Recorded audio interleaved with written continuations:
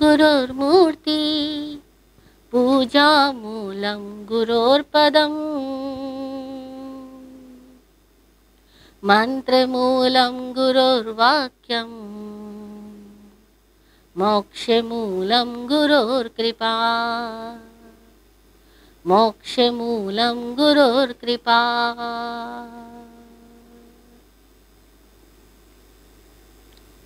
बोधिदयानम चक्षुदयानम सद्गुरुदेव एवं उनकी आगम वाणी को भावमय वंदना।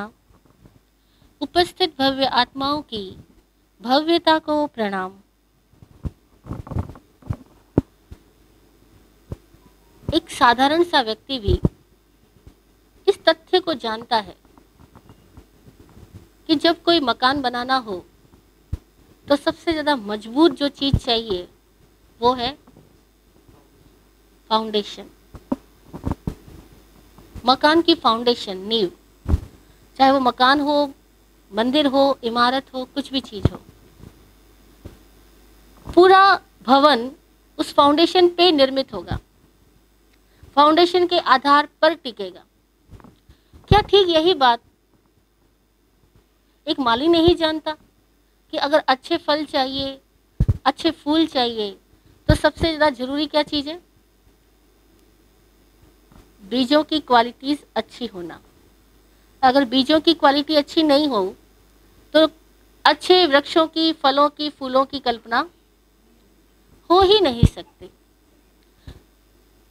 क्या यही बात हमारे माता पिता को नहीं समझनी चाहिए? हमारे शिक्षक और गुरुजनों को नहीं समझनी चाहिए? माता पिता प्रथम शिक्षक है अपनी संतान के लिए। इसलिए सबसे पहले माता पिता को ये बात समझनी है और बहुत जरूरी है समझनी कि वे अपने बच्चों की नींव कैसी बना रहे हैं। उस बालक का फाउंडेशन कैसा है, कैसा बने। आज पूरी कल्चर ऐसी बन गई कि हर आदमी बढ़िया कपड़े पहनना, बढ़िया खाना खाना और सुंदर दिखना। हर चीज उसकी दिखने वाली चीज सुंदर होनी चाहिए, चाहे वो जूते हो, वो घड़ी हो, वो चेहरा हो, वो आंखें हो, वो बाल हो, हर चीज सुंदर दिखनी चाहिए। सुंदर दिखने पे बहुत जोर है, लेकिन सौंदर्य सत्य का तीसरा पृष्ठ है। कैसे? आप सबने एक शब्द सुना होगा, सत्यम शिवम सुंदरम। सबने सुना? पूरी भारतीय संस्कृति इन तीन शब्दों की महिमा गाती है। सत्य हो, शिव हो, देन सुंदर हो। अगर सत्य नहीं, अगर शिव नहीं, तो इन दो के अभाव में जो सुंदरता होगी वह सुंदरता कैसी होगी? प्लास्टिक के फूलों वाले। प्लास्टिक के फूल सत्य नहीं है क्योंकि वो फूल नहीं है। प्लास्टिक के फूलों में शिवत्व नहीं हो सकता क्योंकि उसमें प्राणी नहीं है। हाँ, सौंदर्य लाया जा सकता है, आर्टिफिशियल है, और जो आर्टिफिशियल है उसमें जीवन नहीं है तो वो जीवन दे भी नहीं सकता। नकली फूल किसी बीज को पैदा नहीं कर सकता, किसी प्रकार का जीवन नहीं दे सकता, जीवन की सुगंधी उसमें नहीं आ सकती। क्यों? क्योंकि उसको दुर्गंधि से बचाया गया, उसको मृत्यु से बचाया गया।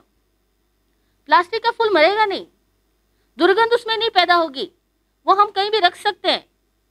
और इस तमन्ना के कारण कि हमारे घर में कभी दुर्गंध ना आवे, कभी मक्खी मच्छर ना आवे, कभी कीड़ पतंगे ना आवे, हम प्लास्टिक के फूल रख लेते हैं ताकि ना दुर्गंध आएगी ना मृत्यु आएगी और वे फूल लगातार बने रहेंगे। परंतु ऐसे फूलों में सत्य और शिव खो जाएगा, ये बात किसी ने सोची नहीं। ऐसे हमारे संतान के साथ हो रहा है, आज नई पीढ़ी के साथ हो रहा है। नई पीढ़ी को हम आर्टिफिशियली सुंदर बनाने की कोशिश कर रहे हैं। बिना सत्य के, बिना शिव के, शिवत्व के सौंदर्य जो आता है वह सौंदर्य आर्टिफिशियल होगा। वो नया जीवन, नई आत्मा, नई चेतना पैदा कर सके इसके लायक कभी भी नहीं होगा। इसीलिए आज पूरी दुनिया में देख लो, हर घर में, हर परिवार में, हर संघ में, हर समाज में सबसे कॉमन चीज है वो क्या? सबसे कॉमन चीज है वो है झूठ। झूठ सबसे कॉमन है। झूठ मतलब हम यूं झूठे नहीं है। झूठ का मतलब हम दिखावटी है। झूठ का मतलब हम बनावटी है, हम दिखावटी है, हमारा व्यवहार बनावटी है, दिखावटी है या नहीं? ईमानदारी से पूछ लो। बहू सास की सेवा कर रही है, बनावटी, दिखावटी, औपचारिक या वास्तविक? 10 में से आपको 9 बहू यही कहने वाली मिलेगी, सेवा तो करनी पड़ती है इसलिए कर रहे हैं। 2 भाई साथ रह रहे हैं, वास्तविक, आत्मिक, भावगत? नहीं, मजबूरी है। इतनी इनकम नहीं है कि 2 घर बनाए जा सके। जब तक पैसे की कमी है तब तक 2 भाई साथ रह रहे हैं। जैसे ही पैसा बढ़ जाएगा, जमीनें बढ़ जाएगी, कद बढ़ जाएगा, हम तुरंत अलग होने की सोचेंगे। जब तक हमारे पास कोई ना कोई मतलब सिद्ध हो रहा है तब तक हम साथ हैं। जरा मतलब सिद्ध पूरा हो जाए उसके बाद देखो, और जरा मतलब सिद्ध न हो तो देखो, अंदर की सच्चाइयां बाहर आ जाती है, अंदर का लावा बाहर आ जाता है। हम इतने बनावटी और दिखावटी क्यों बन गए? क्योंकि हमारी नींव के अंदर सत्य नहीं डाला गया। सत्य नींव है ही नहीं, सच्ची नींव ही नहीं है। सच्ची नींव नहीं होने का मतलब क्या हुआ? हमको सही समझ नहीं दी गई। सबसे पहली बात, बचपन से हम सबको अच्छा दिखना है इस बात की प्रेरणा दी गई, लेकिन हम अच्छे हैं या नहीं है, हम अपने आप को जाने और अच्छा होता क्या है, सत्य होता क्या है, उस बात को हमें समझाया ही नहीं गया। एक अच्छा शब्द पकड़ाया गया, अच्छा दिखना, अच्छा खाना, अच्छा बोलना, बुरा न बोलना, बुरा न दिखना, बुरा न खाना, ठीक है, बुरी बात नहीं बोलना, ये बात सिखाई गई। लेकिन अच्छे और बुरे की समझ केवल अच्छे और बुरे 2 शब्दों से तो नहीं आ जाएगी। वो कैसे आएगी? उसके लिए पहले माता पिता को इनसाइट डेवलप करनी होगी। जब तक माता पिता की ही इनसाइट डेवलप नहीं होगी, वो अपनी संतान की आत्मदृष्टि, अंतर्दृष्टि पैदा करवा ही नहीं सकेंगे। हमारी सोच जहां तक होगी वहीं तक हम अपने बच्चों के साथ बात कर सकते हैं, उससे ज्यादा गहरी बात हम कर ही नहीं सकते। और हमारी सोच सारी शारीरिक है, भौतिक है, भौतिक सुख सुविधाओं से जुड़ी हुई है, और उसके बाद बुद्धि के विकास के लिए है। लैंग्वेज अच्छी हो जाए इतनी है बस, इससे ज्यादा नहीं। जबकि बचपन से ही हमें ये संस्कार मिले कि ये जीवन क्या है, इस जीने का तरीका क्या है, और मैं क्या हूं और क्यों हूं, रिश्ते क्या है और क्यों है, इस सबकी क्लियर समझ, एक क्लियर विजन हम सबको बचपन से दे दिया जाना चाहिए। हमें ये सीख मिल जानी चाहिए कि हम सारे जीव इस संसार के अंदर जो आते हैं वो अपने कुछ पुराने कर्म ऋण बाकी है, कुछ हमारी कामनाएं बाकी है, इसलिए हम इस संसार में एक दूसरे के साथ रहते हैं। और जब हम एक दूसरे के साथ रहते हैं तो हमें एक दूसरे के साथ में अपने कर्जों का चुकता करना पड़ता है, भुगतान करना होता है। हमें अपनी ड्यूटीज के द्वारा अपने कर्म पूरे करने होते हैं। जितनी हम ड्यूटी ईमानदारी से करते हैं उतना ही हम अपने कर्म ऋण से मुक्त होते हैं। माता पिता भी अपनी ड्यूटी पूरी करते हुए अपने कर्म ऋण से मुक्त होते हैं, बच्चे भी अपनी ड्यूटी पूरी करते हुए कर्म ऋण से मुक्त होते हैं। और हम सब लोग इस शरीर के अंदर एक यात्रा कर रहे हैं, लेकिन हम एक शरीर नहीं है। ये शरीर हमारी कार की तरह, गाड़ी की तरह, जिसके हम ड्राइवर हैं। हम इस शरीर को ड्राइव कर रहे हैं, और जैसे जैसे हमारे थॉट्स चलेंगे, जैसे जैसे हमारी स्पीच, वाणी होगी, वैसे वैसे हमारी गाड़ी से, हमारी शरीर से, हमारी बॉडी से एक्टिविटीज पैदा होने वाली है।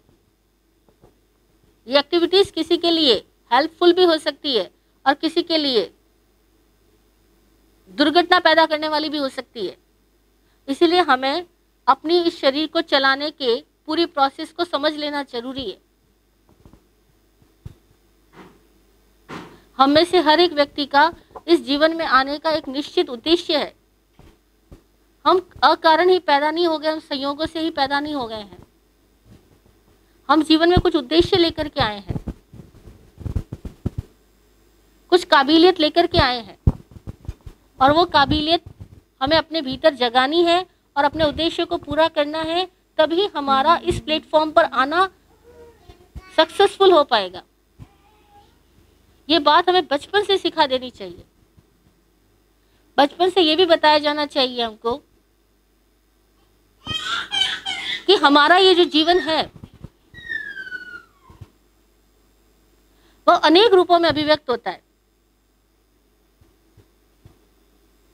अभी हम मनुष्य रूप में अभिव्यक्त हुए हैं, लेकिन अगर हमारी वृत्तियां मानवीय नहीं है तो हम पशु रूप में भी अभिव्यक्त हो सकते हैं।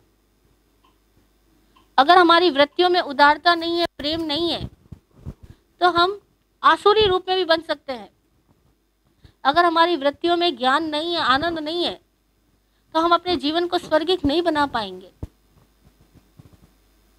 हमारी वृत्तियां यानी हमारी सोच, विचारना और मन की भावना, वो हमारी वृत्तियां हैं, और इन वृत्तियों को हमें प्योरीफाई करना जरूरी है, ताकि हमारे भीतर जो सोल है, जो एग्जैक्टली हम हैं, हम जो सोल है, वो शुद्ध हो सके, वह आनंद को उपलब्ध हो सके, वह प्रेम को उपलब्ध हो सके। और जीवन में सबसे ज्यादा महत्व दिखावटीपने का नहीं, वस्तुओं का नहीं, बाहर के अचीवमेंट्स का नहीं, सबसे ज्यादा महत्व होता है मन के प्रेम का, मन की शांति का, हृदय की प्रसन्नता का। ये वस्तुओं से ज्यादा महत्व होता है। तब अगर कोई हमें खिलौना न भी दे, लेकिन खिलौना न दे करके कोई खुश हो रहा है, तो हमें दूसरों की खुशी के लिए खिलौना छोड़ना भी आना चाहिए। और कोई हमें खिलौना दे रहा है खुशी खुशी, तो उनकी खुशी के लिए हमें खिलौना लेना भी आना चाहिए। और अगर दूसरे के साथ खिलौने खेलने में आनंद है, तो हमें शेयर करना भी आना चाहिए। तो बहुत सारी बातें हैं जो व्यवहारिक जगत में बचपन में ही सीख लेनी चाहिए या सिखा दी जानी चाहिए। और सबसे बड़ी बात, बच्चा कहाँ से सीखेगा? शास्त्र पढ़ के नहीं सीखेगा बच्चा। बच्चे को शास्त्र नहीं पढ़ाना है, बच्चे को माता पिता अपने व्यवहार से सिखाएंगे। माता पिता की बोली ही बच्चों के लिए शास्त्र बनेगी। माता पिता की दृष्टि ही बच्चों की दृष्टि बनेगी। मम्मी पापा की दृष्टि कैसी है? अगर उनकी दृष्टि में प्रेम और आनंद नहीं है, उनकी दृष्टि में इंसानों का सम्मान नहीं है, उनकी दृष्टि में अपने कर्तव्य के प्रति प्रतिबद्धता नहीं है, वे अपने कर्तव्य से जी चुराते हैं, दूसरों से तू उम्मीद करते हैं कि वो अपना कर्तव्य पूरा करे, लेकिन मैं अपना कर्तव्य पूरा ना करूं, तो बच्चे वो देख के सीख जाएंगे। इसीलिए बच्चों को सिखाने की चिंता छोड़ करके पहले हम माता पिता सीख जाएं, पहले हम टीचर्स, शिक्षक, गुरुजन, ये लोग सीख जाएं कि कहीं हम तो ऐसा नहीं कर रहे, कहीं हम तो ऐसा नहीं कि लोगों से सम्मान तो चाहते हैं लेकिन अपना कर्तव्य पूरा नहीं करना चाहते। दूसरे अपनी ड्यूटीज फुलफिल करें ये तो हम उम्मीद करते हैं, लेकिन हम अपनी ड्यूटीज फुलफिल करना नहीं चाहते। अगर हम ऐसे हैं तो हम अपनी नेक्स्ट जनरेशन में वही सारी चीज़ें ट्रांसफ़र कर रहे हैं। लेकिन सबसे पहले हमें अपने आप को सुधारने की ज़रूरत है। तो कुछ चीज़ें बचपन में समझ में आ जाए। एक, रेस्पेक्ट। रेस्पेक्ट सबका हो, प्राणी मात्र का हो, हर रिश्ते का हो, हर आदमी की बात का हो, हर आदमी की बात ध्यान से सुनी जाए, सुनते वक्त बीच में काटी न जाए। बड़े शिष्टाचार के नियम है, लेकिन ये इतने सरल से नियम भी बड़ी ऊंची डिग्री वाले लोगों के अंदर भी नहीं पाए जाते, कई धनवानों के अंदर नहीं पाए जाते, कई डिग्री धारियों के अंदर नहीं पाए जाते। वे जब अपनी बात कह रहे होते हैं तब दूसरे की परवाह करते ही नहीं, और जब दूसरा अपनी बात कर रहा होता है तो उनकी बात को सुनने की परवाह करते नहीं। और जहां वाणी व्यवहार के भी सामान्य नियमों का ज्ञान नहीं, वहां और दूसरे व्यवहार होने तो बड़ी मुश्किल हो जाएंगे। तो कुछ चीजें हैं जो हमें सीखने योग्य है, बहुत छोटी चीजें, बहुत सरल सी चीजें हैं, ये इतना महत्व रखती है कि उनके बिना घर परिवार संघ समाज बिखर जाते। तो सत्य क्या, सत्य और शिवत्व, इनको पहले समझे हम। सत्य क्या है, स्वरूप को जाने, यह सत्य है। हमारा स्वरूप क्या है, हम क्या है, हम क्यों हैं, पहले जान लो। फिर रिश्ते क्या है, रिश्ते क्यों है, वो भी जान लो। परिवार क्या है, समाज क्या है, रिश्तेदार क्या है, इन सब के वास्तविक स्वरूप को समझो। ये सब क्यों है, क्यों है रिश्ते, क्यों लोग परस्पर जुड़ते हैं। कभी सवाल पैदा हुआ, हम सब लोग परस्पर क्यों जुड़ते हैं? क्या ऐसा पॉसिबल नहीं अकेला आदमी जिंदगी जी ले? नहीं ना, अकेला चना भार नहीं फोड़ सकता, कहते हैं ना। अकेला आदमी जिंदगी नहीं जी सकता। हमारा जीवन ही संयुक्त जीवन में ही संभव है।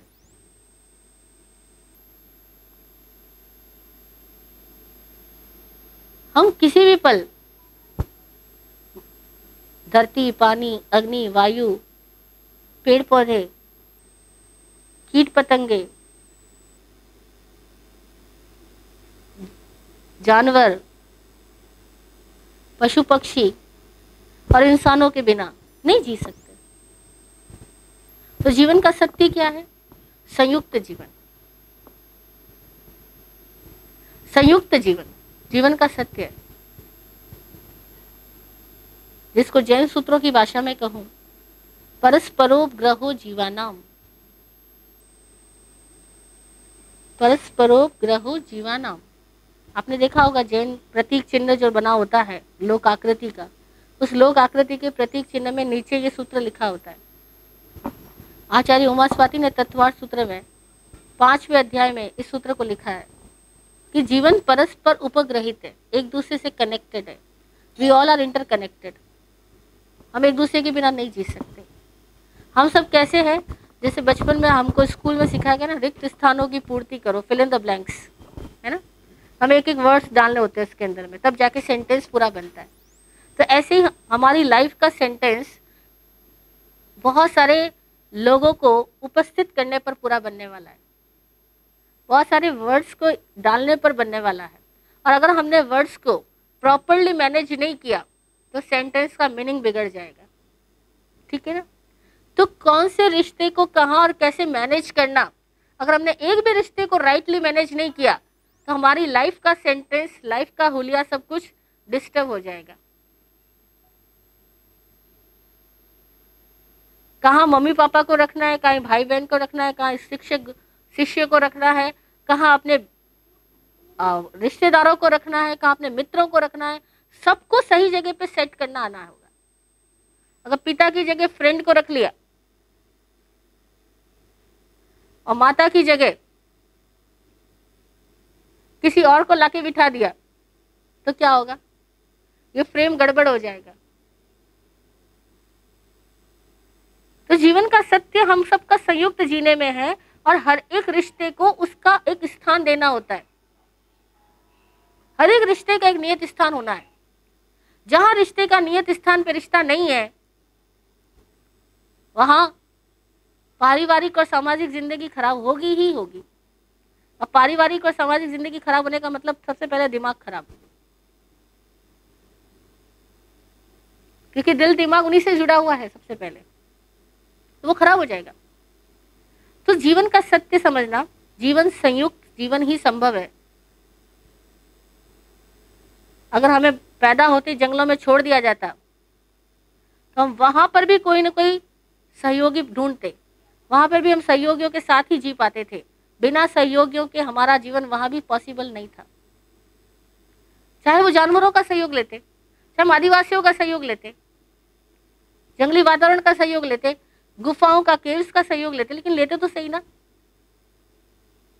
तो फर्स्ट ऑफ ऑल कि हम सब जुड़े हुए हैं और हम में से हर एक व्यक्ति की, हर एक रिश्ते की एक निश्चित भूमिका है, और जिसकी जितनी निश्चित भूमिका है उस भूमिका से उसको घटा देना या उस भूमिका से उसको बढ़ा देना, दोनों ही नुकसानदायक है।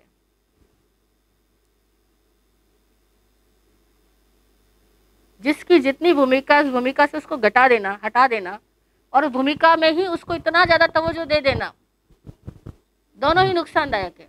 यानी संतुलन व्यवहार में आवश्यक है। भूमिका की समझ हो, फिर भूमिका में संतुलन स्थापित हो, दोनों आवश्यक है। अगर आप पत्नी की जगह माँ को ज्यादा इंपॉर्टेंस देने लग गए, पत्नी की भूमिका में भी माँ को रखने लग गए और माँ की भूमिका में भी पत्नी को रखने लग गए, फैमिली डिस्टर्ब हो जाएगी। कितनी भूमिका पत्नी की है और कितनी भूमिका माँ की है, यह हर एक व्यक्ति को अपने विवेक से निर्धारित करना होगा। ये समझ हमें हो, और ये समझ ऐसी है कि स्कूली शिक्षा में नहीं दी जाती है। ये घर परिवार के माहौल से ही बच्चा सीखता है। बड़े लोगों की दृष्टि से, बड़े लोगों के विवेक से, बड़े लोगों की परख से ही बच्चा सीखता है। तो हम बिना रिश्तों के नहीं हैं, फर्स्ट थिंग।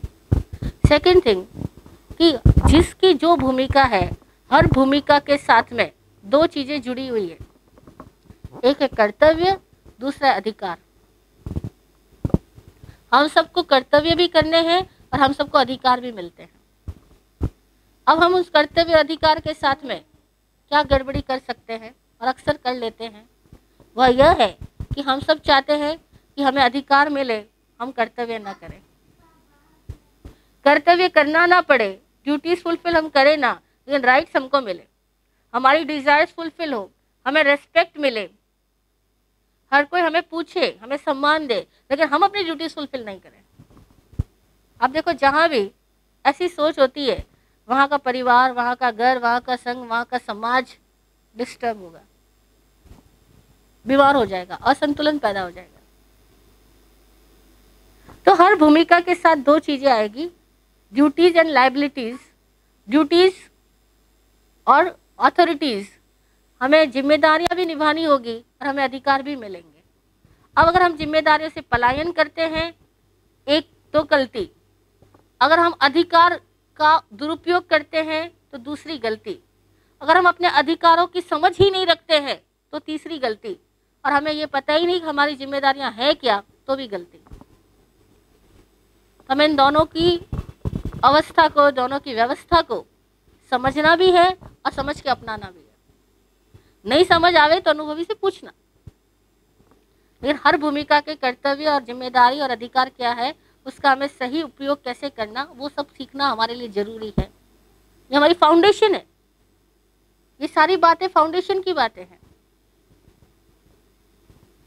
फिर तीसरी बात सोचो कि हम केवल अपनी ड्यूटीज ही नहीं है, हम भावना भी है।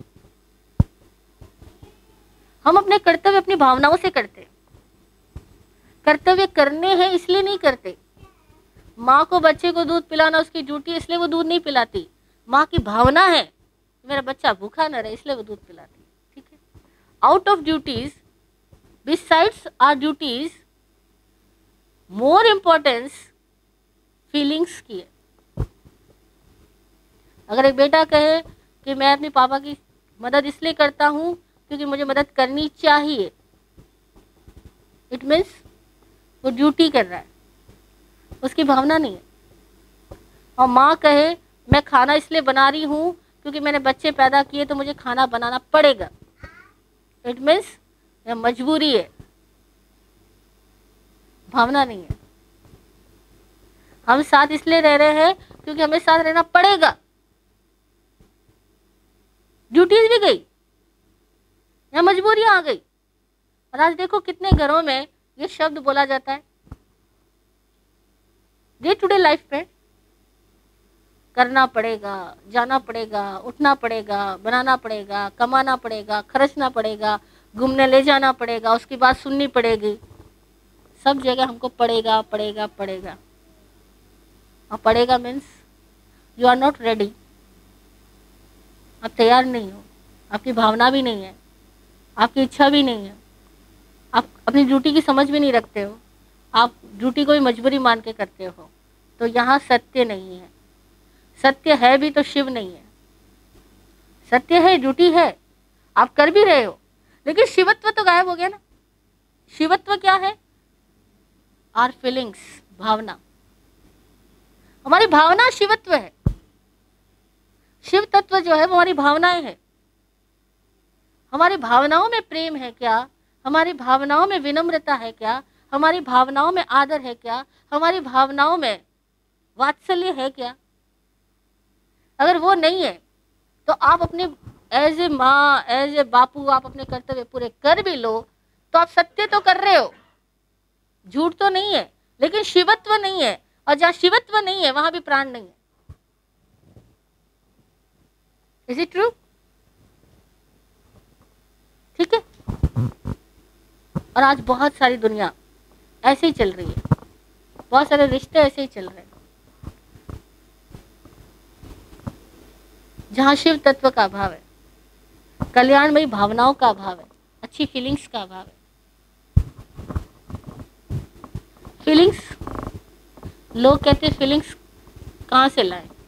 जब सामने वाला ही हमें फीलिंग नहीं, हमारी फीलिंग्स को नहीं समझता तो हमारी फीलिंग्स तो मर जाएगी। This is a very common question, क्योंकि जहाँ भी झगड़ा फसाद होता है वहाँ हर आदमी यही आर्ग्यू करता है कि मेरी भावनाओं का यहाँ कोई रेस्पेक्ट नहीं है। सामने वाला भी यही कहता है। और बड़ी हैरानी की बात, अगर दो भाई लड़ रहे हैं तो दोनों यही कहेंगे, पिता पुत्र लड़ रहे हैं तो भी यही कहेंगे, और पति पत्नी लड़ रहे हैं तो भी यही कहेंगे कि मुझमें तो बहुत भावना है पर मेरी भावनाओं का यहाँ कोई कदर ही नहीं करता। ठीक है, इसका मतलब क्या हुआ? गलती कहाँ है, भूल कहाँ है, प्रॉब्लम कहाँ है? प्रॉब्लम पता है कहाँ है? हम सबको अपनी भावना नजर आती है, हमको दूसरों की भावना नजर नहीं आती। हम सब अपनी उम्मीदें, अपनी अपेक्षाएं, अपनी चाहतें पूरी करना चाहते हैं, लेकिन हम दूसरे को वो जैसा है वैसा ही देखने को तैयार नहीं होते। हम सबके पास अपनी अपेक्षाओं के तराजू है और हम सब दूसरे को अपनी अपेक्षाओं के तराजू में तोल रहे होते हैं। और जब हमारी अपेक्षाओं के तराजू में नहीं तुलते तो हम कहते हैं बस वो हमारी भावना समझते नहीं, तो हम क्या करें? सेम बात सामने वाला कहेगा। मतलब अगर आप एक घर में सास बहू की स्टोरी सुन लो तो भी सेम प्रॉब्लम आनी है, पति पत्नी की स्टोरी सुन लो तो भी सेम प्रॉब्लम आनी है। वो कहेंगे हम तो बहुत करते हैं, लेकिन वो ना हमें समझते हैं, ना हमारी सुनते हैं, ना हमारी मानते हैं। दोनों तरफ से सेम बात आएगी। प्रॉब्लम कहाँ है कि हर कोई दूसरे को अपनी बात थोपना चाह रहा है, हर कोई अपने अनुरूप दूसरे को बनाना चाह रहा है। वह और सामने वाला दोनों एक आत्म नहीं हो पाते। शिव तत्व का भाव रिश्तों में है, बंधे हैं, साथ भी चल रहे, एक छत के नीचे भी है, लेकिन शिवत्व नहीं है, समानुभूति नहीं, एम्पैथी नहीं, एक दूसरे को महसूस करने की क्षमता नहीं है। क्यों नहीं है क्षमता? बहुत बड़ा कारण यह है कि हमने अपने मम्मी पापा को अगर ऐसा देखा हो कि वे लोग एक दूसरे से लड़ते रहे हो, आर्ग्यूमेंट्स करते रहे हो, तो मे बी हमारा दिल भी डेवलप ना हो। अगर हमने स्कूल की पढ़ाई ऐसे की हो जिसमें टीचर्स के साथ हमारा कोई आत्मीय रिलेशन न बना हो, टीचर्स ने हमें कभी व्यक्तिगत अपना प्रेरणा, अपना सद्भाव न दिया हो, उसने प्रोफेशनली पढ़ाया, उसने पैसे के लिए पढ़ाया और हमने केवल अपने मार्क्स के लिए पढ़ा, तो हमारा दिल कभी विकसित नहीं होगा। और वही हो रहा है आजकल। चाहे कोचिंग क्लासेस में जाओ, 50 बच्चे, 30 बच्चे, 40 बच्चे एक साथ पढ़ रहे हैं। चाहे स्कूल्स में चले जाओ, सेम प्रॉब्लम। इतने घंटे स्कूल देने के बाद भी बच्चे कोचिंग क्लासेस में इतने घंटे दे रहे हैं, उन सब के बावजूद भी सबका डेवलप क्या हो रहा है? कहीं दिल डेवलप हुआ, कहीं भावना डेवलप हुई, कहीं टीचर के प्रति सम्मान डेवलप हुआ? बल्कि ओवर बर्डन लेने की वजह से टीचर्स भी बुरे लगते हैं, क्योंकि इतना होमवर्क यहाँ करो, इतना होमवर्क यहाँ करो, तो दोनों टीचर्स के प्रति मन के अंदर रेस्पेक्ट ही खत्म हो जाता है। पूरी शिक्षा प्रणाली बिगड़ती जा रही है। बहुत थोड़े स्कूल्स, थोड़े टीचर्स, थोड़े स्टूडेंट्स ऐसे रहे हैं जहाँ करके दिली संबंध होता है, जहाँ टीचर अपना विश्वास बच्चों में भरती है, जहाँ टीचर नैतिक प्रेरणाएं बच्चों में डालती है, जहाँ टीचर बच्चे की आत्मा की भी परवाह करती है, उसके हृदय चक्र की भी परवाह करती है। बाकी तो हर जगह एक ही बात है, रटो और मार्क्स लाओ, पढ़ो, रटो, मार्क्स लाओ, काम पूरा करो, प्रोजेक्ट वर्क पूरा करो। मतलब पूरी टाइम दिमाग को डेवलप किया जा रहा है, दिल, भावना, प्रेरणा, समानुभूति, अनुभूति, सद्भाव, उन सब का तो हो गया अभाव। तो क्या करेंगे? घर में भी नहीं और स्कूल में भी नहीं, पीछे कहाँ बचे? फ्रेंड्स। और फ्रेंड्स में जब जाएंगे तो क्या होगा?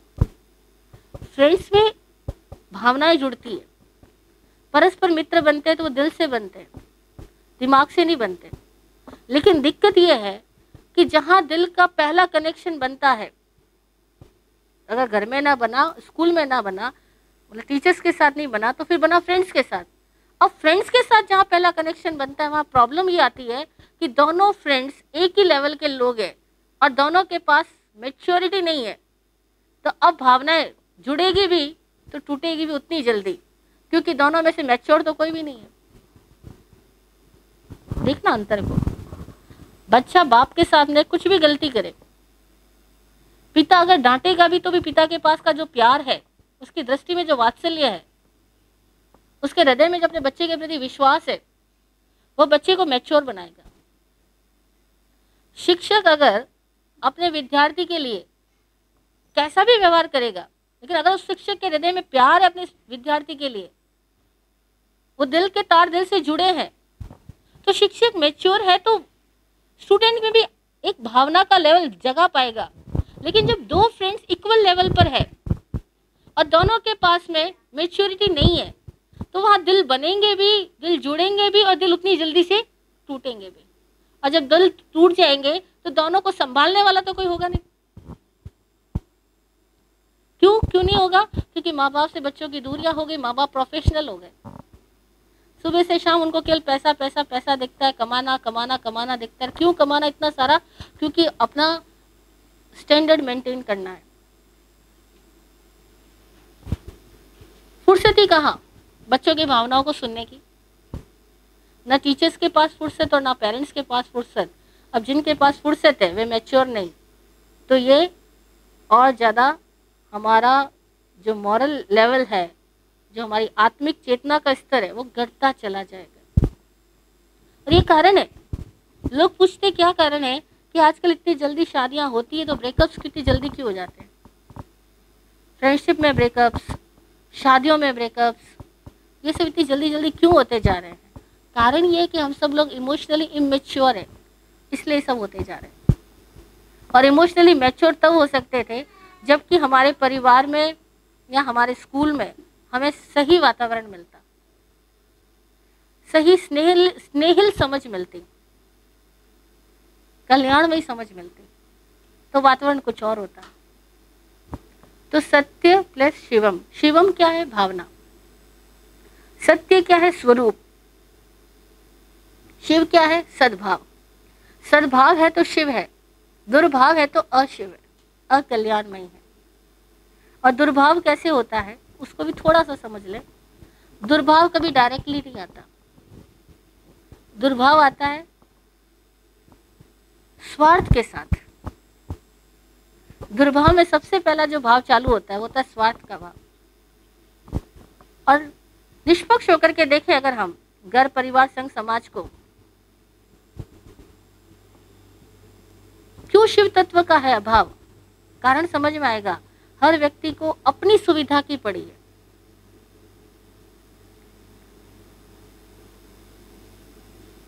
अपने सेटिस्फेक्शन की पड़ी है। मेरा ईगो सेटिस्फाई हो जाए, मेरी फिजिकल नीड्स सेटिस्फाई हो जाए, बस फिर मुझे कुछ चाहिए नहीं। जब तक सेटिस्फाई ना हो तब तक मैं दूसरे की आजीजी करूंगा। जैसे ही मेरा सेटिस्फाई हो गया ना, उसके बाद में मुझे किसी को देखना ही नहीं, परवाह ही नहीं। और ये कारण है, स्वार्थ भाव के तहत हम सब जी रहे हैं। और ये स्वार्थ है तब तक टकराहट रहेगी और अशिवत्व यानी दुर्भावना रहेगी। डायरेक्टली दुर्भाव नहीं आया, स्वार्थ की वजह से आया। और स्वार्थ आदमी क्या सोचता है, मेरा अच्छा हो, मेरा भला हो, मैं सक्सेसफुल बनूं, मैं संतुष्ट बनूं, मैं सम्मान पाऊं, और मैं पाऊं, मैं पाऊं, मैं पाऊं, मैं चाहूं, मेरी चाहते पूरी हो। इसका मतलब क्या हुआ? आदमी लोग कहते भी, कई लोग मुझे आके कहते हैं हमारा साहब हम बड़े पॉजिटिव सोचते, फिर हमारे साथ नेगेटिव क्यों हो जाता है? आप तो कहते हो जैसा सोचते हो वैसा होगा, मैं तो हमेशा पॉजिटिव सोचता हूँ, फिर मेरे साथ नेगेटिव क्यों होता है? तो मैंने कहा यार ये क्वेश्चन बड़ा कॉमन है, हर जगह आ रहा है। तो मैंने एक भाई से पूछा आपके पॉजिटिव सोचने का मतलब क्या हुआ, क्या आप मुझे डिस्क्राइब करेंगे, क्या पॉजिटिव सोचने का मतलब क्या हुआ? तो वो भाई बोला हमारा साहब मैं रोज सोचता हूँ मेरा बिजनेस अच्छा चले। मैंने कहा इसमें पॉजिटिव क्या हुआ? बोला रोज सोचता हूँ मेरा बिजनेस अच्छा चले, तो पॉजिटिव ही तो सोचा। तो मैंने कहा दुनिया का कोई ऐसा आदमी है जो ये सोचता है मेरा बिजनेस अच्छा ना चले? मेरा अच्छा चले ये तो स्वार्थ भाव हुआ, इसमें पॉजिटिविटी क्या हुई जरा बताओ? मेरा अच्छा चले ये तो एक डिजायर हुई, इसमें पॉजिटिविटी क्या हुई? मैं स्वस्थ रहूं, मेरा बिजनेस अच्छा चलना चाहिए, इसमें व्हाट इज पॉजिटिविटी? ये तो आपने अपने स्वार्थ की इच्छा मांगी है, चाहिए। और स्वार्थ में कहाँ सकारात्मकता है? सकारात्मकता क्या थी, सद्भावना क्या थी? सकारात्मकता से भी बड़ी बात सोचो, सद्भावना क्या होती? सब सुखी हो, सबको सही कमाई हो, सबका लेवल बढ़े। आपके मन में सबके प्रति प्रार्थना होती है तो समझ में आता कुछ सकारात्मकता है। और केवल अपनी चाहतों के लिए जो कामनाएं उठती है और जो प्रार्थनाएं पैदा होती है उसमें सकारात्मकता का, उसमें तो नकारात्मकता हो गई। क्योंकि मेरा बिजनेस अच्छा चले इसका मतलब क्या हुआ? ऑपोजिट पोल तो बन ही गया ना, कि दूसरा का खराब चले। वो उसके साथ निहित है, प्रकट नहीं है, गुप्त है। और तभी देखो ना जो दिन रात सोचता है मेरा बिजनेस अच्छा चले, उसको पता लग जाएगा उसके भाई ने कम समय में उससे बहुत बड़ा लेवल बना लिया है, खुशी खत्म, ईर्ष्या पैदा हो जाएगी। इसका मतलब क्या हुआ? नकारात्मकता थी तभी तो ईर्ष्या पैदा हुई। तो बहुत लोग कहते हैं हम बहुत पॉजिटिव सोचते हैं, पॉजिटिव होता नहीं है, और वे पॉजिटिव होने का मीनिंग ही नहीं जानते। तो शिवत्व क्या है? सद्भावना। और सद्भावना क्यों बन जाती है दुर्भावना? स्वार्थ की वजह से। और बहुत सारे लोग हैं, मम्मी में, पापा में, भाई में, बड़े भाई में, छोटे भाई में, सास में, बहू में, ये किसी न किसी परिवार के 1 2 3 4 मेंबर्स ऐसे मिल ही जाते हैं जो स्वार्थ की वजह से अपने परिवार के पूरे शिव तत्व को खत्म कर देते हैं, शिव तत्व की हत्या कर देते हैं। क्योंकि एक व्यक्ति बहुत ज्यादा स्वार्थी हो जाए ना, जिसको केवल अपनी सुविधा से मतलब हो, अपने बच्चों तक की सुविधा से मतलब ना हो, वो अपने बच्चों की जिंदगानियां खराब कर देता है।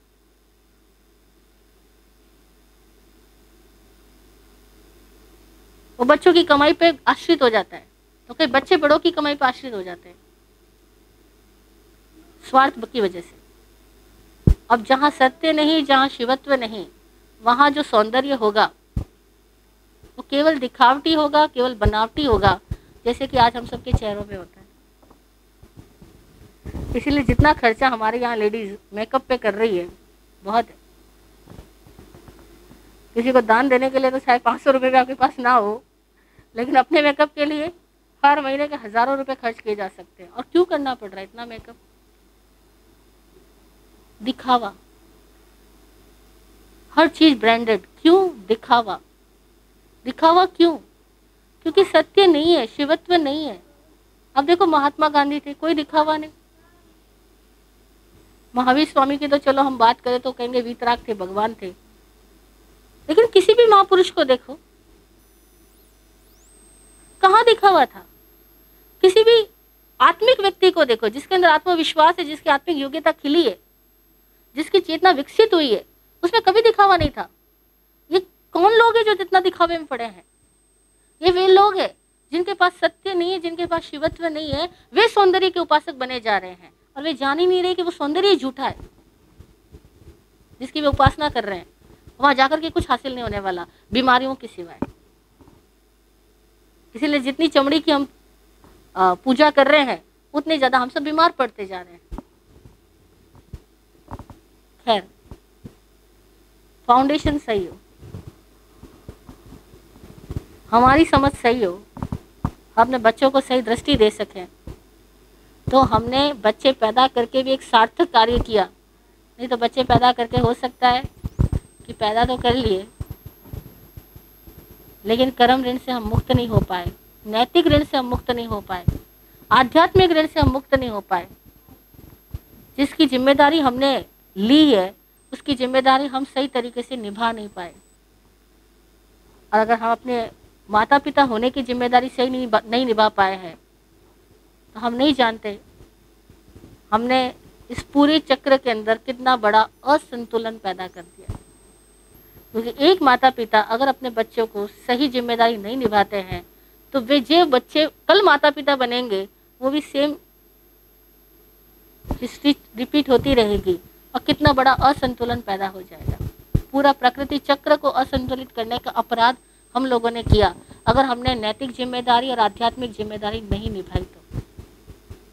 बाकी सामाजिक जिम्मेदारी तो हम निभा ही लेते हैं, खाना पीना कर ही लेते हैं, अच्छे कपड़े पहना ही देते हैं, उससे कोई प्रयोजन नहीं है। आत्मिक जिम्मेदारी को समझे हम, पहले सत्य, फिर शिवत्व और फिर सौंदर्य। थर्ड लेवल पे पहले मत जाओ। सत्य हो, शिव हो तो सच्ची सुंदरता है, अन्यथा नहीं हो सकती। सत्य है स्वरूप की समझ, शिव है निस्वार्थ भाव, सद्भाव, उदार भाव, हृदय का विकास, और तब सौंदर्य यानी पूरा जीवन ही आनंदमय होगा। सौंदर्य का मतलब आनंद, सौंदर्य का मतलब आत्मिक प्रसन्नता, सौंदर्य का मतलब चेहरे से प्रयोजन नहीं है। आत्मिक प्रसन्नता, हृदय की प्रसन्नता जहाँ होती है वहाँ सौंदर्य तत्व होता है, और हृदय की प्रसन्नता वहाँ होती है जहाँ सही समझ होती है। वरना सही समझ के अभाव में पढ़े लिखे भी उतने ही मूर्ख हैं जितना गैर पढ़े लिखे, दोनों ही मूड हो जाते हैं। हम अपनी कमियों को दूर करें, बस यही मेरा भाव है। जय हो, जय हो।